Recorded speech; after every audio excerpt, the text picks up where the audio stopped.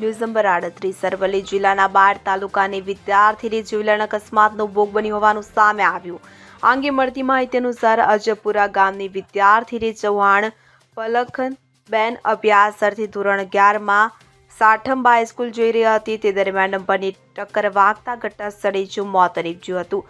સાઠંબા નજીક આવેલી ખેરિયા કંપા પાસે ઓવરલોડ કપચી ભરેલા ડમ્પર અકસ્માત સર્જાતા લોકોમાં રોષ ભભૂકી ઉઠ્યો હતો. ઘટના અંગે જાણ થતાં પોલીસ ઘટના સ્થળે દોડી આવી હતી અને તપાસ હાથ ધરતા મૃતક વિદ્યાર્થીનીનું નામ ચૌહાણ પલકબેન લાલસિંહ હોવાની પ્રાથમિક વિગતમાં સામે આવ્યું છે. જે બાદ પોલીસે વિદ્યાર્થીનીના મૃતદેહને પોસ્ટમોર્ટમ અર્થે ખસેડી કાર્યવાહી હાથ ધરી હતી.